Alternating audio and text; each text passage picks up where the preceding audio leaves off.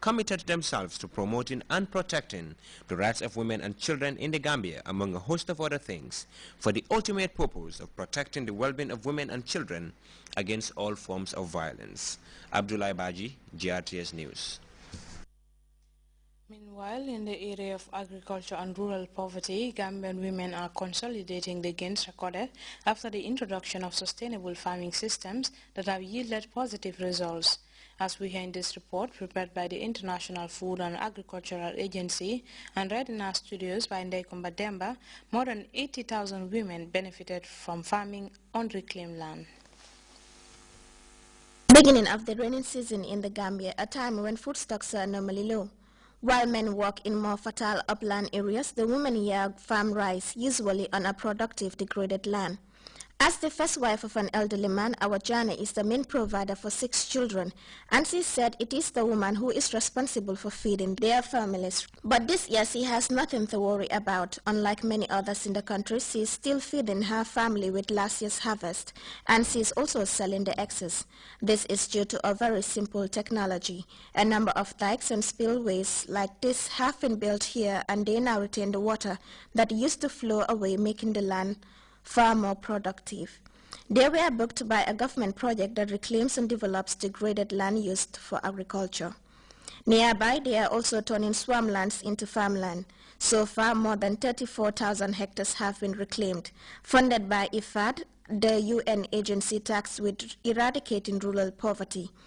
The aim is to increase the production of food and people's income, and to do this, according to IFAD's country manager, the women must have access to productive land. The productive land is being utilized by the men. Women don't have any area to farm. So we realize that with simple technology it's possible to support the country to get more land, and then the women can produce rice, because rice is a stable food in the country. It is not just enough for a woman to have access to arable land. They also need the funds to develop and expand their production. But commercial banks are reluctant to invest in rural areas.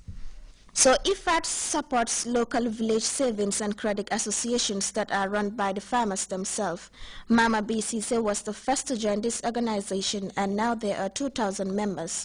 After regularly depositing to savings, she became eligible for a loan. With her loan, Mama has doubled the size of her land and has brought a donkey and a cart to help transport her increased yields. Not long ago, Mama battled to grow rice and feed her children. Now she has more than they need. More than 80,000 people like Mama and Awa now benefit from farming on reclaimed land, and there are more women gaining access to productive land and finances. More families would have food all year round.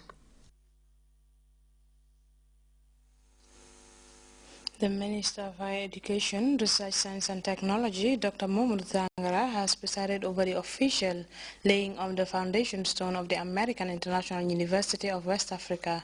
The milestone event, as Babukar Senghor reports, marks another important landmark in the drive to expand higher education in the Gambia. National University of West Africa has been operating in the Gambia since 2011, providing specialized programs in medicine, dentistry, pharmacy, nursing, and a wealth of health occupation. The university is laying out the foundation stone for our main campus, set to accommodate the growing health science academy. University President Dr. Sukla emphasized the firm mutual connection between the Gambia and the U.S. while stating that the main objective of the university is to complement government's efforts in its quest to attain quality education. I would like to begin today by expressing my deepest gratitude to His Excellency Sheikh Professor Alhaji Dr. Yahya AJJ Jammeh, the President of Republic of the Gambia, for his very kind and continued support to this institution. Higher Education Minister Dr. Mohamed Tangara lauded the American International University for their foresight and pointed out that the move will immensely accelerate government's efforts to raise the education sector. This is a historic moment, noting that the American International University is the first international university established in the Gambia and the first private conventional university to begin the construction of a permanent campus on Gambian soil.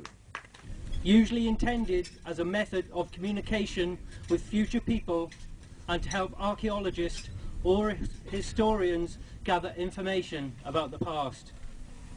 The first time capsule was laid in 1939 in the USA, and this university is proud that it will be the first institution in the Gambia to instigate this ceremony. At the climax of the event, Dr. Mamoudou Tangara officially presided over the laying of the foundation stone for the multi-million-dollar university project under construction. For Grts News, this is Babukar Senghor.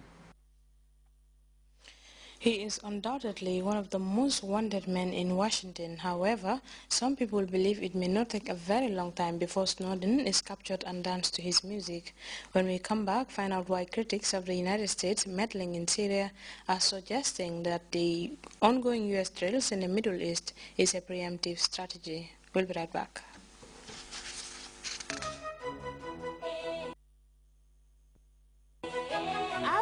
Ghana's leading ICT company, assemblers of mobile phones and computers, is now in the Gambia too. We are happy to bring our services to the people of Gambia and look forward to lasting relationship with the state and its people. Come choose from RG's range of phones and computers and enjoy delightful after-sale service and the confidence of warranties that will keep your devices good as new.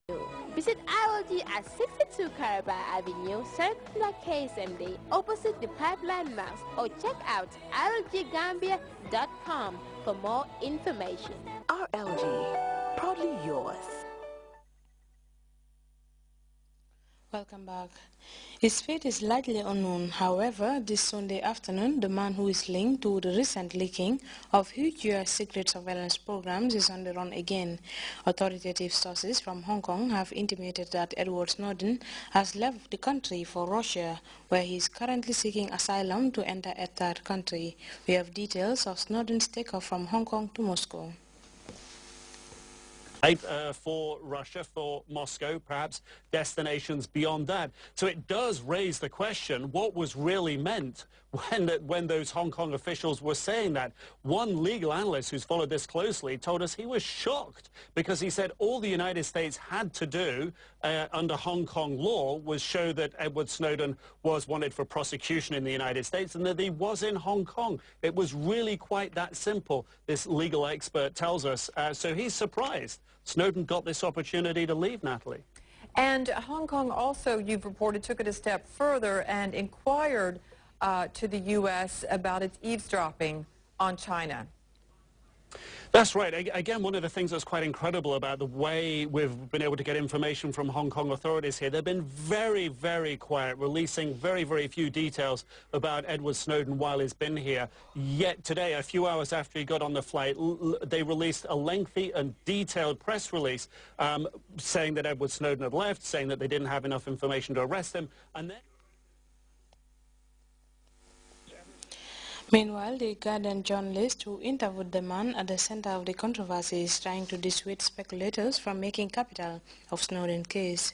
Alan Greenwald told CNN that no one knows where the former U.S. intelligence officer is heading to.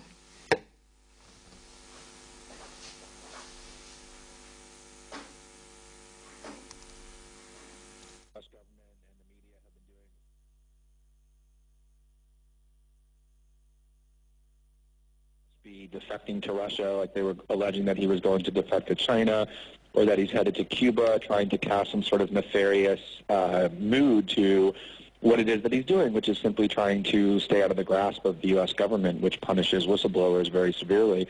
And I was simply issuing a warning to media outlets not to reach conclusions about where it is that he intends to stay based on the cities through which he's flying.